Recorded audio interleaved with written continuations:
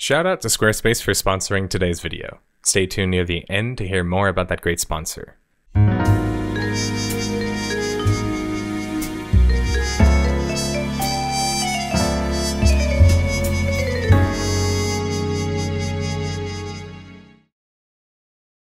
This isn't the Warcraft video you're looking for. At least, not yet. Apologies, detectives. No, this is about Warcraft 3, the real-time strategy game, or more specifically, Warcraft 3 Reforged, which was released in January of 2020 by Activision Blizzard as a remake to that game. There's a murder to report on whether we're covering a specific internet behemoth bearing the Warcraft game name or not. We have a serious problem to solve: the murdering of many of our childhoods. This is a case in which I am unfortunately highly immersed in, passionate in, and, well, personally involved. As a player of StarCraft 1 and Warcraft still, I, like most millennials, grew up playing all of the classic Blizzard games before they were popular. The Warcraft series was no exception, and I was just another die-hard fan, enthralled by the fresh graphics and arcade game possibilities, which would give rise to titles like Dota and a slew of other spin-offs and inspirations. All of this in regards to Warcraft's storied history, but Warcraft 3's potential to take the franchise to new heights, culminating in the always present elephant in the room, the smash hit World of Warcraft, Blizzard was intent on circling back with the success of StarCraft 1 Remastered, which launched in 2017, this time targeting their coveted first series, Warcraft, the most popular Warcraft title in particular, Warcraft 3. Warcraft 3 Reforged. And the end effect was more akin to refurbished than reforged. Warcraft 3 Reforged would be one of the lowest rated games ever on Metacritic, and it would be abandoned just 10 months after release. Where did Warcraft 3 Reforged go so wrong? What was the source of anger and fury that greeted the game's release and following live? On this episode of Death of a Game, we'll go back to my childhood, as well as many of yours, and try to piece together the puzzle of a very messy case involving one of the best games of all time from one of the best RTS franchises of all time. Grab your peons, peasants, ghouls, or wisps, and let's get to work on this case. Work.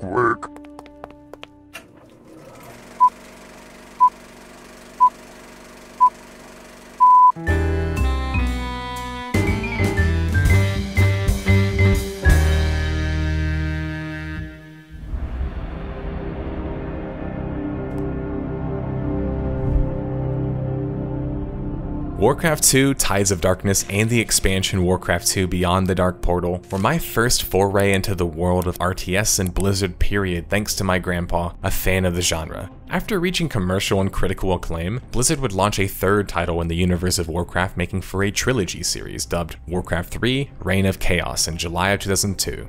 Naturally, I had played ROC at launch, as did many others, and was completely thrilled by the new 3D graphics and considerably more detailed than ever before seen world that was present in the game.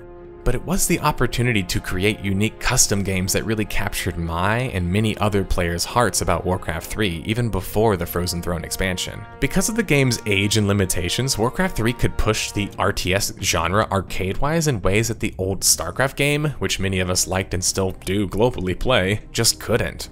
While Warcraft 3 Reign of Chaos was a traditional Warcraft experience, the box art looks eerily similar to Warcraft 2 within the same vein even. On the other hand, the Frozen Throne expansion, which was released on July 1st, 2003, and included new units, buildings, heroes, and 2 new races, was a departure from the series' usual norms. However, these deviations and improvements would prove to be rather successful, with over 1 million copies sold.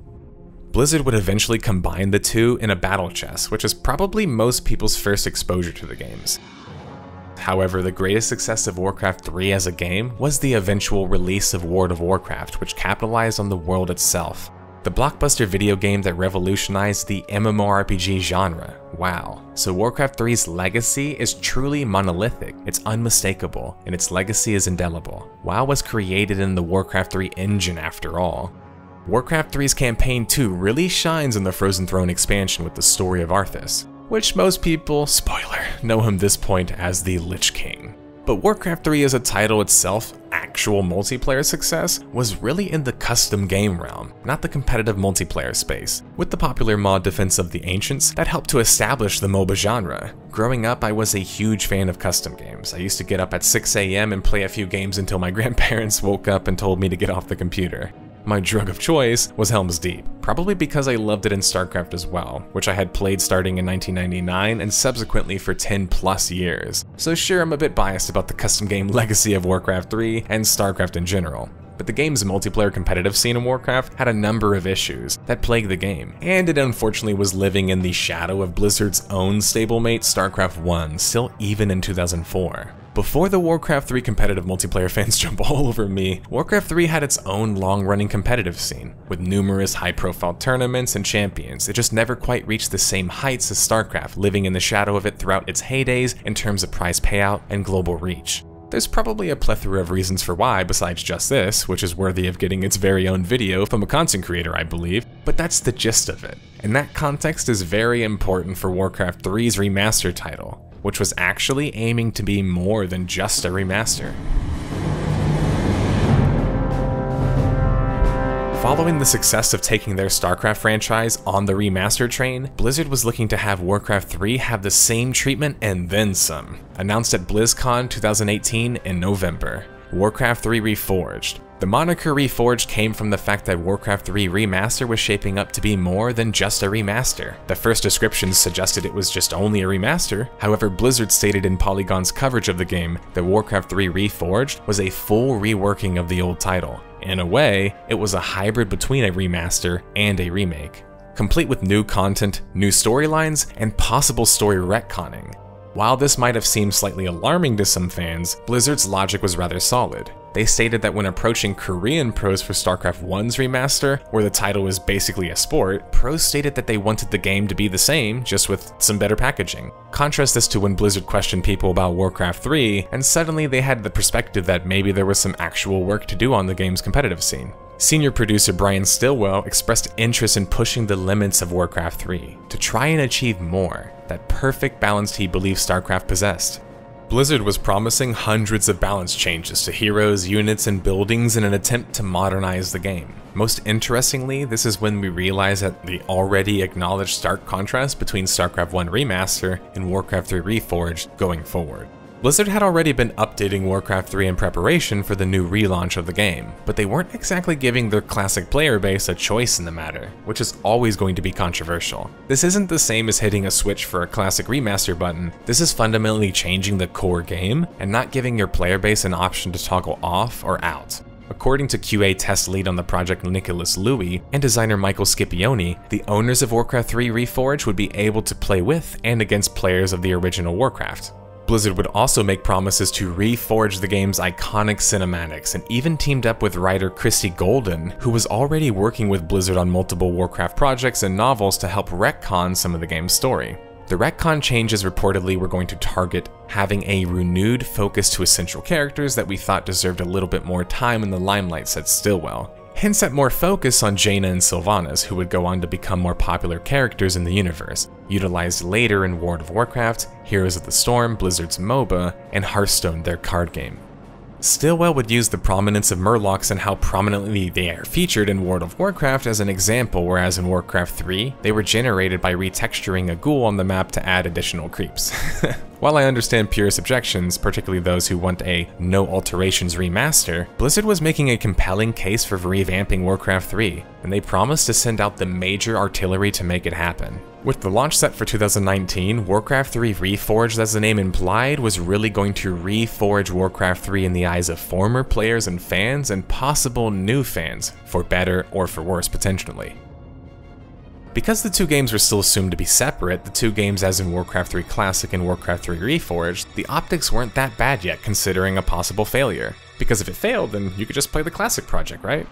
Speaking of Blizzard, and I keep calling Blizzard Blizzard, but moving forward we should probably clarify that Blizzard as we knew it no longer existed, and that the Blizzard who debuted the classic Warcraft title was no longer the same Blizzard. Blizzard had been acquired quietly by Activision back in 2007, and over the years had slowly morphed more and more into Activision Blizzard in more than just name, but even design and work environment. Blizzard in 2019 was now Activision Blizzard, with a new set of hungry board members and an overpaid CEO to satisfy. Warcraft 3 Reforged standards for success were going to be assuredly higher due to such. In February of 2019, Activision Blizzard would lay out 800 employees, and still have the books looking just good enough to get those targeted bonuses for the higher-ups. Activision was like a virus taking control of what used to be considered one of the only good guy AAA gaming companies.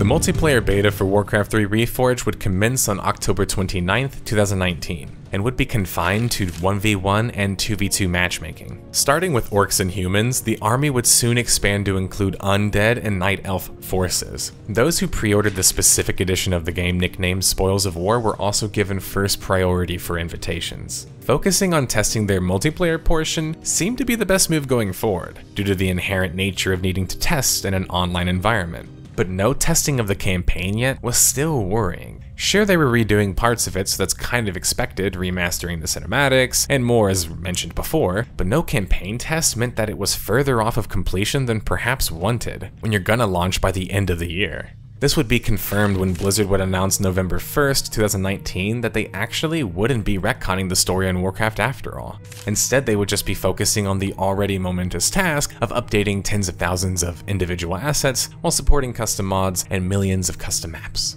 That wasn't all that wouldn't be changing as promised though. Christy Golden's rewrites weren't going to be included either due to fans being vocal about the decision. According to Blizzard, the fans weren't very open to story changes due to wanting to keep classic voice actors. But it seems like Blizzard was then using this logic to state that, well, they should just cancel any directive to have new story content itself, which the article kind of argues isn't necessarily what fans were asking for. I actually believe it's possible to incorporate a new tale or even retcon a story while still preserving vintage game sounds and voices. Yes, me lord. While it could have been difficult, I believe fans would have been more forgiving had it caused problems in the game, such as story discontinuity, especially if it meant just not doing it, period. Again, this isn't for all players, only those playing Reforged, right? So I understand and agree with the idea with Blizzard trying something new or different with the story, but their reluctance to tangle in specifics with their audience was making them reluctant to even attempt anything at all.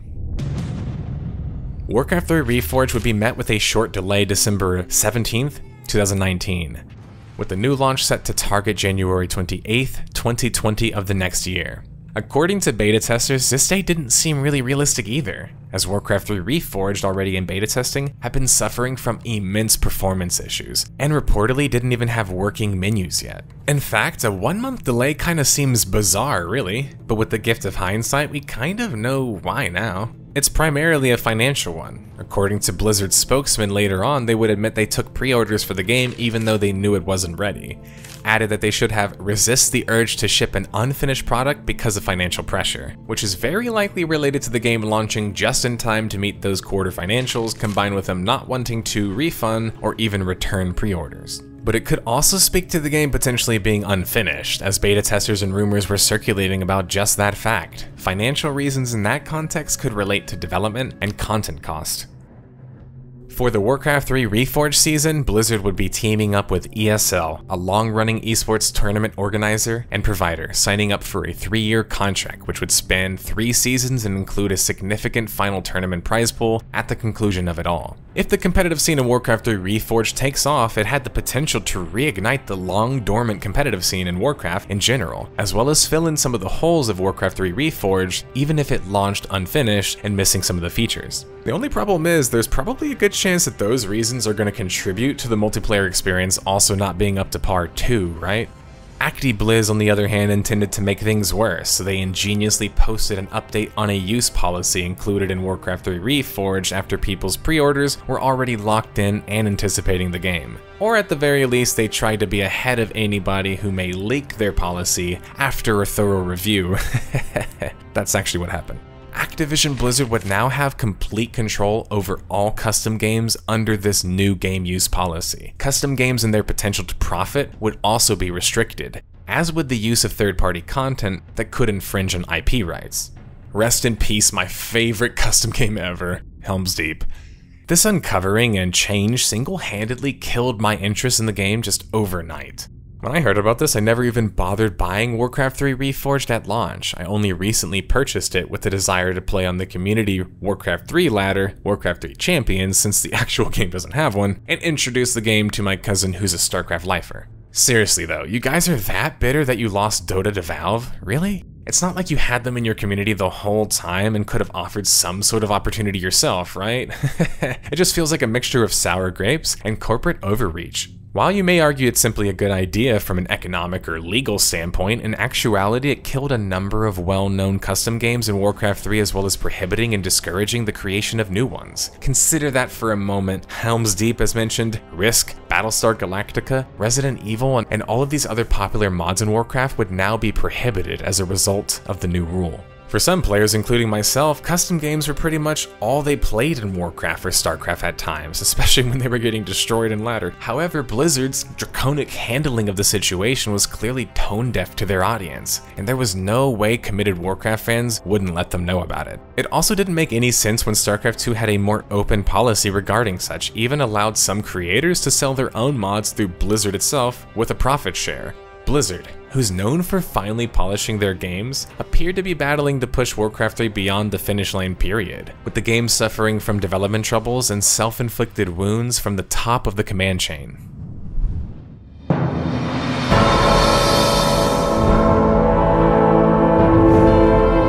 Warcraft 3 Reforged would hobble to a launch indeed as planned, with that aforementioned financial pressure forcing Blizzard's hand. January 28th, 2020. On aggregate review website Metacritic, the title would score a 59 out of 100 from 46 different critics. Not a good score from one of the best RTS games of all time. And the world record on the website for the lowest rated user score ever, at 0.6 out of 10. Let's tackle the critics' receptions first. IGN, who scored the game a 70 out of 100, would state that Reforged is an uninspiring remaster, but Warcraft 3 itself is still a great game nearly 2 decades later. While Game Informer scored it a 60 out of 100, and although they highlighted certain elements of Warcraft 3 Classic remaining, ultimately proclaimed that the game was greatly flawed. PC Gamer gave the title the lowest score out of the bunch at 59 out of 100. Where they stated that they thought that this was the first time a remaster for a project really made the previous project worse, which would be correct, because another bombshell would be dropped on Warcraft 3 players in this regard. Because the preceding version was technically ceasing to exist, it would be a worsening of the predecessor project, as PC Gamer phrased it. Yes, you read that correctly. They'd break their promise, and Warcraft 3 Classic and Warcraft 3 Reforged would now be the same game, with the same installation. Players who already owned the Classic Edition would be forced to upgrade to Reforged for free. Players were enraged as a result of this, as Warcraft 3 Reforged had just launched and had a slew of flaws. Worse yet, they wouldn't be able to return to the familiarity of the previous game because Blizzard was pushing the two games to merge at this point. Players were dubbing the forced upgrade a forced downgrade because of the 0.6 terrible user score I stated earlier. While the critics' concerns about Warcraft 3 Reforged were fair, they were rather general and didn't truly speak to the amount of unmet expectations and promises for fans. Not only would fans be unable to return to the classic version of the game, in order to access the Reforged version of single player, you actually needed an entirely separate save. You were unable to, say for example like in the Master Chief Collection of Halo, simply hit a button and transition between the remastered and classic version. But not even reloading the same map or any other concession was allowed or afforded. You just straight up needed an entirely separate save, which makes the game feel completely disconnected while actually being married in actuality. On top of it all, you don't give your fan base a choice in the matter. But that's just the start of the slew of missing features, disconnections, latency issues, rampant bugs, and crashes in the game. Those user scores and the public outrage being generated wasn't just a senseless, angry mob. They had very reasonable and measured grievances. Let's address what was promised and either not delivered on or delivered poorly concerning Warcraft 3 Reforged. Many of these features you have to think were available up until the game launches. Once the game launches, you can't go back to the previous version, so suddenly all of these features are missing. Custom campaigns would no longer be playable. Clans were gone. Clans, one of my personal favorite aspects of Warcraft, Battle.net, the bots, all of that would be missing. That was my whole social experience on Battle.net and with Warcraft and StarCraft growing up. player profiles and stats would be gone, Battle.net, as I said, would be gone, the classic chat system that made the whole game famous. 3D campaign backgrounds were gone, which was just really random and weird. Previous functioning and aesthetic UI is gone. Now we have UI that doesn't even function. Arranged team matches are gone, which meant that now randoms are getting matched up against pre-made teams in multiplayer, which this is 2020. How are we still doing that? The online lobby list was also missing, which was a staple in both StarCraft and Warcraft.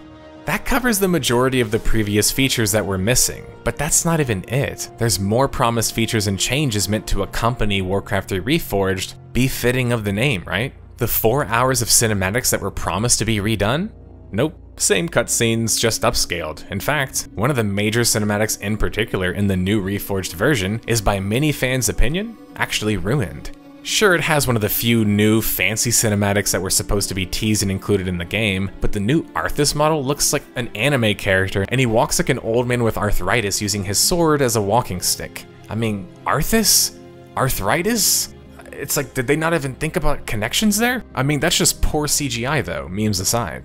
And the same previous story was there, with no new changes. In essence, it was the same game with new models. The same game with some overall nice models, I might add, with some unwanted things added and a slew of missing features, amounting to failed promises. The Warcraft 3 Reforged devs would answer with their first major update post-launch, February 1st, 2020. In the update, the Warcraft 3 devs were quick to apologize for the reception of their recently launched game. Well, sort of. They apologized for the experience being poor, which is kind of different, but exclaimed they wouldn't abandon the game and would hit it with a series of updates meant to bring the game back up to speed. Blizzard would acknowledge the plethora of visual bugs when selecting classic mode of play in Warcraft 3 Reforged as well as the lack of leaderboards, clans, and more community features that Blizzard's RTSs were known for. Blizzard would try and use their StarCraft Remastered logic, stating that the changes would come in a later update. Most alarming, since these other responses are acknowledging problems and basically saying, well, we'll fix them eventually, we promise, was Blizzard's logic concerning why they didn't redo the in-game cutscenes in the first place. They stated that they did not want the in-game cutscenes to steer too far from the original game, which is an utterly bizarre and perplexing answer. If that was the case, why didn't you just make a remaster? Why even promise this stuff in the first place? Well, that's one of the biggest issues regarding Warcraft 3 Reforged. The game not only fails to live up to what was promised as a remake or a reforge, as much as we have already covered, it failed to even live up to the name of the game in the first place, the classic game. When Blizzard first approached the fanbase with the idea of Warcraft 3 being remastered at BlizzCon 2018, they made it a point to call it more than just a remaster, hence the name Reforged. How was what we ultimately got really reforged? I mean, sure, the new models I actually was a big fan of. Those were done by another studio, by the way, Lemon Sky Studios, who was contracted to recreate the art assets for the game. Obviously an insanely daunting task that was outsourced, which is just kind of bizarre, that I think despite some issues here and there, they did a pretty damn good job of. But besides the new models, more content was taken out of the game than was added, which makes Warcraft 3 Reforged feel less reforged and more like reduced or refurbished. In the end, I'm absolutely convinced had Blizzard taken the StarCraft 1 remastered approach, Warcraft 3 would have been just fine by comparison. But as the head of the Classics teams himself said, Rob Breidenbecker, they had ambitions of pushing it further. They wanted Warcraft 3 Remastered to be more than just a game you hop on and relive some past glory, but perhaps create new experiences altogether. Utilizing an already legendary game, fixing some wrongs, and adding some new bells and whistles, the idea was surely tantalizing. But Rob and his team never dedicated enough to actually making a remake or reforge, thus they got caught in between making both, which I genuinely think is a terrible idea even in a vacuum. You simultaneously piss off the old fan base and possibly don't even attract new players due to issues or the cloud surrounding the game. You've got your fan base expecting more than just some new paint, which you promised them, and this is also your chance to bring Warcraft 3 to a modern audience who never experienced the game. That's a whole lot of pressure, but it's pressure that Blizzard put on their own plate. Blizzard merely days after launch was already heavily faltering at both of these goals.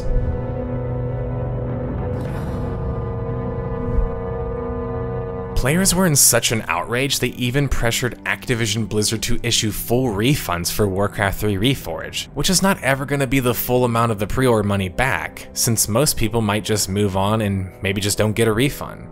But at least those who did want one were going to get one now. I don't think I've ever seen Blizzard in my life issue full refunds, especially to this scale. Both a truly momentous and depressing sight. Because even as Blizzard offered refunds, it felt like the PR and community part of the company was really failing to pick up the pieces and address future changes and the current unhappiness with the product, something they had historically done really well before.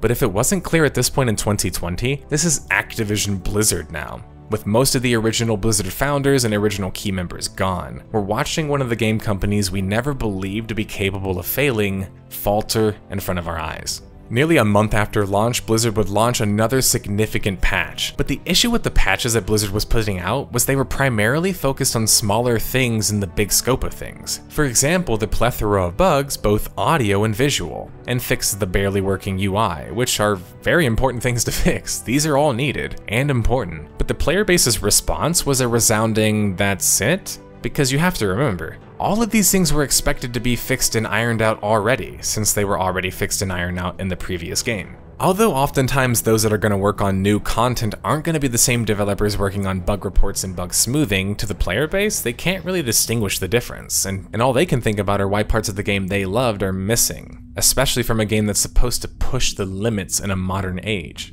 By March 18th, 2020, Warcraft 3 Reforged was still missing ranked ladders, profiles, clans, and custom campaigns, and all Blizzard could say in their minuscule update that launched on the day was, "We'll continue to share more details as those features are nearing release." But no, we're here and hard at work on the game, which was basically just more promises of possible fixes and changes in the future, but not right now. The crowd were just way more enraged at this moment than they had ever been before, if that's even conceivable. Because this March update was much too light for a corporation that should feel compelled to press the panic button on their game. Perhaps it was lean because the big guns were apparently all focused on balancing the multiplayer experience in Warcraft 3 Reforged, even if they were still major complaints about the single-player campaign and the numerous times mentioned the missing features. It goes back to the point we raised earlier in the video. Perhaps Blizzard was hoping to rely on Warcraft 3 Reforged making it competitive and making it successful, making competitive very successful to get the success they needed. To do this, they were going to need to balance the game after observing the tournaments that took place, naturally. Except how can you even have a competitive scene when you don't even have a ranked scene? That's the most bizarre thing about this whole thing to me. ESL, who has a whole Warcraft 3 league going on, and tournaments are running for the game, but you can't even have a ranked ladder system, clans, or profiles to show off your wins or loss in the game, which is an industry standard? The balance update itself, 1.3.9, is actually quite a good update in my opinion. But again, it's not addressing the things that are far more in the face of the player base. Think of balancing as tweaking under the hood of a car, so to say, and the player base is just expecting the car itself to get detailed and kind of look better, which is external, right? This sort of balance update is the kind of update you expect when the game has already fixed its more gaping and visual holes. But my hunch is the classic team at Blizzard was losing resources and focus due to the lack of success of Warcraft 3 Reforged. It's very likely they were very limited to smaller things such as balance changes over new and expensive content anyway, and that of course was problematic. But no basic rank features in your standard game or not, ESL did have a 3-year contract and they were going to follow through with such. With the previous season ESL Pro Tour 2020 coming to an end, they were renewing for another season. The stream numbers weren't very impressive, neither were the prize pools. A tier 1 tournament in Warcraft 3, for example, only paid out $71,000 to the number 1 player. But it's unfair to say it was because of Warcraft 3's multiplayer itself as much as it had to do with the reception of the game in general and the rampant issues. To make matters worse though, when Warcraft 3 Reforged was shown at tournaments like DreamHack Anaheim, they had a full stage and audience to witness the brokenness of the game. So it's not entirely fair to say Warcraft 3 wasn't working in esports because it sucked as an esport, or nobody was interested. If anything, people tried to show interest, but like with every aspect of the game so far, they were just let down. Warcraft 3 esports might have had another season in the future planned due to the contract obligations, but with the prize pools shrinking, the tournament seasons themselves being restructured, it wasn't really looking optimistic anymore. Not with the game still missing key features and being so buggy. Still, there was one more year left on the deal, so perhaps Warcraft 3 could pull things around eventually.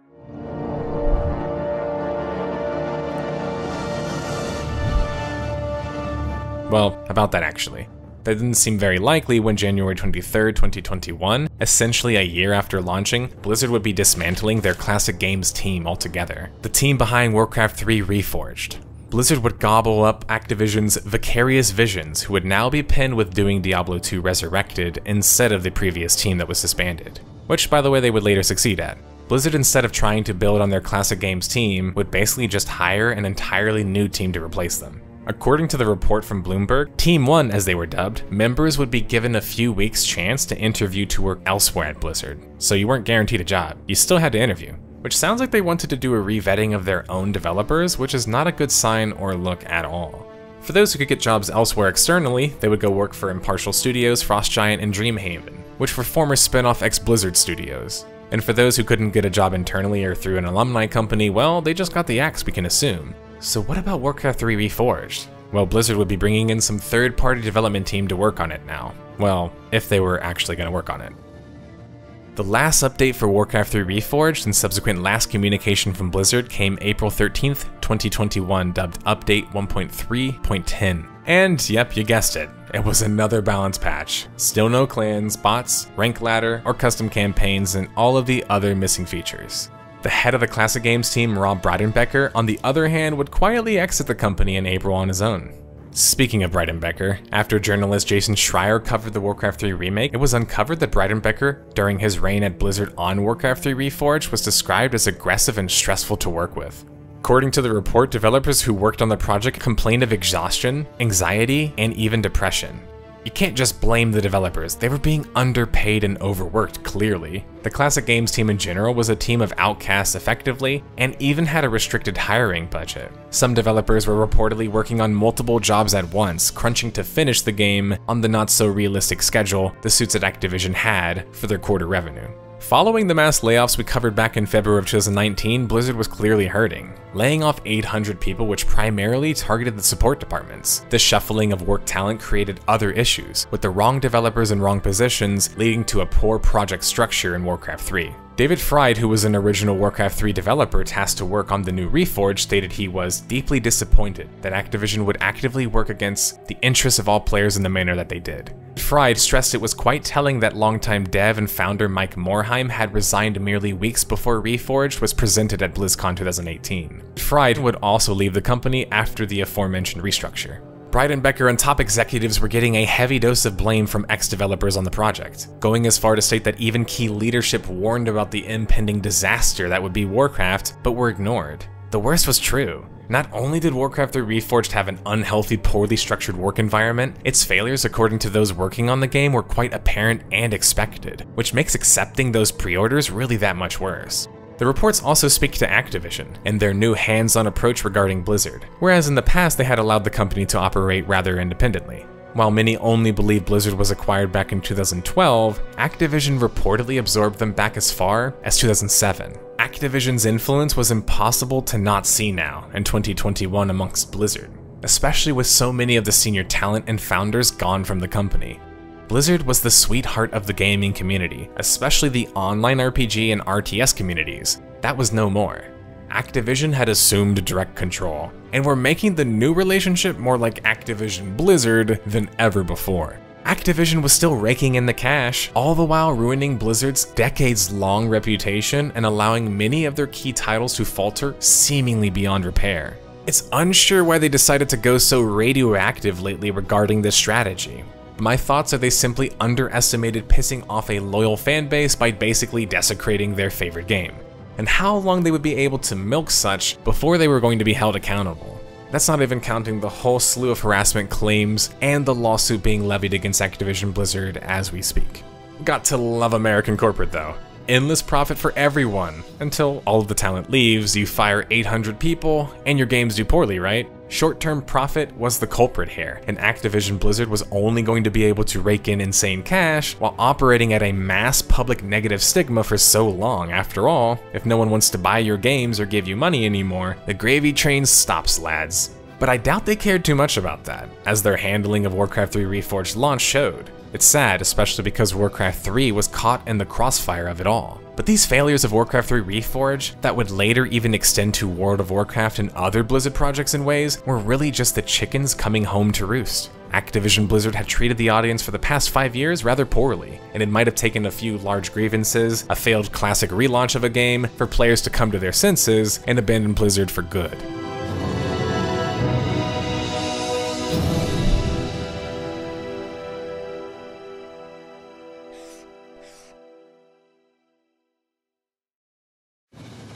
As of October 2021, there are no new updates, let alone communications from Activision Blizzard concerning Warcraft 3 Reforged. Even Twitter and other social media have gone radio silent. Warcraft 3 Reforged is all but abandoned at this point, and there's not a new Jesus patch or update coming seemingly in the plans either. That means we have made it to the end of this video, detectives. Yep, let's make our final deduction regarding the death of a game Warcraft 3 Reforged. Hit the music, Tom. We have a case to put to rest. Just hurry, before I have a cry about it all.